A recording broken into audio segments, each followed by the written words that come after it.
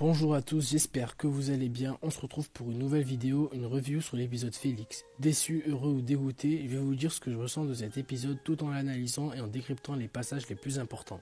J'ai d'ailleurs réalisé une vidéo théorie sur cet épisode qui sera disponible dans la description. N'hésitez pas à aller voir vite fait, voilà, pour faire un petit comparatif avec la review par exemple. Trêve de bavardage, c'est parti. Comme l'ai-je déjà dit, Félix est un épisode très attendu par la communauté Miraculous. En effet, un nouveau personnage apparaît et il s'agit du cousin d'Adrien. Le problème, c'est qu'on n'en sait rien sur ce personnage qui n'a jamais été mentionné ailleurs dans la série avant l'épisode. Je résume l'épisode très rapidement. Félix et sa mère, Amélie, sont invités chez Gabriel Agreste. Les retrouvailles sont tendues et Félix emprunte l'identité d'Adrien, si je puis dire, sans sa permission. Alia, Rose et Juleka sont acclimatisées et folles de rage contre Adrien, qui est en fait Félix, ayant répondu méchamment à une vidéo destinée à lui. Passons maintenant à la review de cet épisode.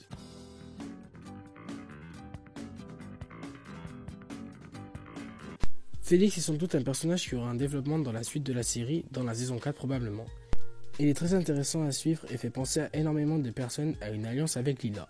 Personnellement, je vois bien un épisode avec Félix et Lila, même si je trouve que Lila a bien plus de vices que Félix, qui cherchait seulement à avoir la bague de Gabriel. Après, on n'en sait pas assez sur Félix. On sait juste qu'il reste quand même un méchant, ayant d'ailleurs déjà pris l'identité d'Adrien quand ils étaient jeunes. Bon, c'était pour rigoler, mais bon, c'est un détail à ne pas négliger quand même. Revenons au sujet. Un épisode avec Félix et Lila aux côtés du papillon me donne vraiment envie et j'espère vraiment voir un épisode comme ça dans la saison 4 qui pourrait être en 2 parties voire 3, même si ça fait beaucoup. Avec des personnages comme eux deux aux côtés du papillon, l'intrigue peut être vraiment longue. Et je doute que je sois le seul à vouloir un épisode comme celui-ci, car même si Lila est un personnage vraiment détesté, elle apporte toujours de la nouveauté et des rebondissements lorsqu'elle apparaît, et en plus de ça, Félix pourrait y ajouter quelque chose. Déjà, même après la fin de l'épisode, on ne sait toujours pas d'où provient cette rapidité et cette technique en combat, il y a un gros point d'interrogation.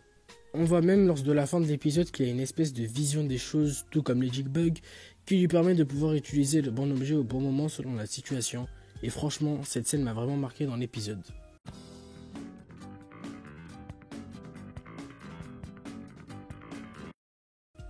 Gabriel, il devait sûrement lui dire qu'il était le papillon et qu'il faisait tout ça pour sauver sa mère. Mais après le départ de Félix, plus rien. Il n'a bizarrement plus rien à lui dire. Après, je comprends, l'épisode est terminé, on passe à autre chose, certes. Mais alors il devrait lui dire prochainement. Parce qu'une chose aussi importante que ça, je doute qu'il puisse oublier. C'est comme Marinette, lorsqu'elle doit avouer ses sentiments à Adrien, elle y pense et quand le destin s'y oppose en faisant qu'il arrive quelque chose du fait qu'Adrien ne peut toujours pas savoir que Marinette l'aime, Marinette ne revient pas directement le voir juste après, vous voyez. Enfin bon, c'est le scénario de l'épisode et on ne peut rien y faire. Mais ça reste dommage, on aurait pu voir un épisode qui se finit par une scène du genre où Gabriel Agreste n'arrive finalement pas à l'avouer à Adrien, une espèce de blocage, aurait pu avoir plein de choses à faire, je trouve ça assez dommage. Lors de leur rencontre au début de l'épisode, Gabriel et Emily semblent s'être rencontrés plusieurs fois, ou alors au moins une fois. Personnellement, je trouve la sœur d'Emily bien joyeuse pour les retrouvailles du mari de sa sœur morte, et un événement qui date de seulement 1 an, on parle même pas de 5 ans, voire de dizaines d'années. De plus, quand Gabriel regarde la vidéo d'Adrien qui déteste la vidéo de ses camarades, il comprend directement, mais vraiment directement, que c'est Félix, et non pas Adrien. Petit à petit, le temps monte dans la discussion et ils reviennent à parler de la bague dont je vais vous parler tout de suite.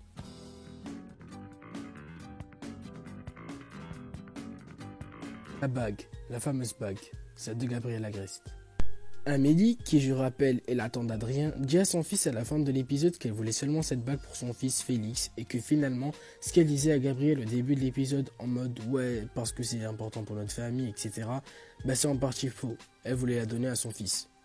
On peut se demander après pourquoi Félix voulait particulièrement cette bague et pas une autre. Car oui, c'est vrai que sa bague est plutôt jolie, mais ça m'étonnerait que dans le monde, il n'y ait aucune bague qui lui ressemble. Après, si Félix la voulait gratuitement, c'est notre cas. Dans ce cas-là, ça serait un voleur.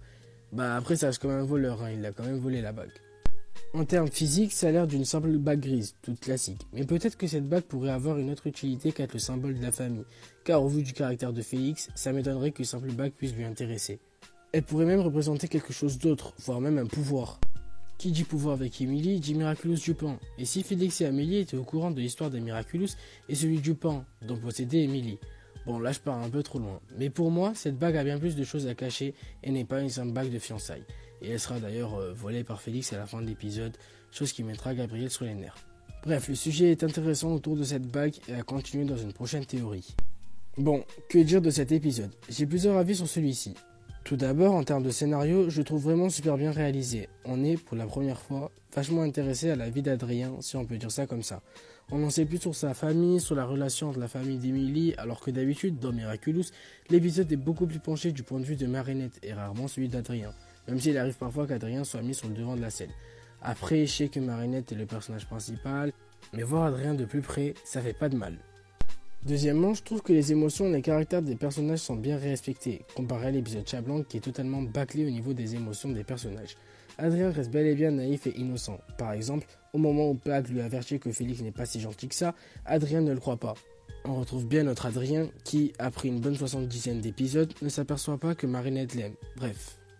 Et troisièmement, une chose que je n'ai pas trop appréciée, c'est le fait que certaines scènes de l'épisode sont vraiment bâclées, comme par exemple la scène de Ladybug et Chat Noir face au trio des punisseuses et Félix. Car oui, la manière dont Ladybug et Chat Noir battent le trio des punisseuses est un peu exagérée, il se passe trop d'actions qui résultent par la chance. Le laser de réflectacle qui penche directement vers Princesse Fragrance, son parfum qui passe pile par Chat Noir, voyez, bref. Je vois pas comment Ladybug aurait pu prédire tout ça avec son Lucky Charm, ça me paraît un peu trop tiré par les cheveux. Pour conclure, globalement, ça reste un épisode très bon. Peut-être pas mon préféré, mais qui figure quand même parmi les meilleurs, selon moi. Même s'il y a certaines choses qui sont bof et qui auraient pu être mieux réalisées.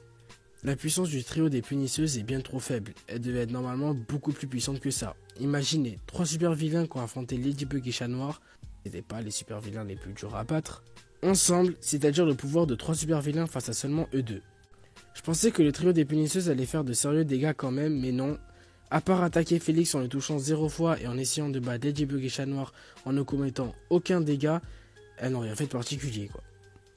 Surtout que lors de l'épisode Lady Wifi, le 4ème de la saison 1, elle avait des pouvoirs qui étaient quand même assez puissants et avait donné du fil à retordre à Ladybug et Chat Noir. Je trouve ça assez dommage aussi que le combat de Ladybug et Chat Noir face au trio des punisseuses n'ait pas été plus long que ça, à part quelques petits échanges de coups. On n'a rien eu d'extraordinaire et je pense qu'avec 3 super vilains, il y aurait bien eu mieux à faire. Enfin bon, c'est la fin de la vidéo, j'espère qu'elle vous aura plu. N'hésitez pas à lâcher un gros pouce bleu, ça me ferait super plaisir. Et moi je vous dis à très bientôt, ciao ciao.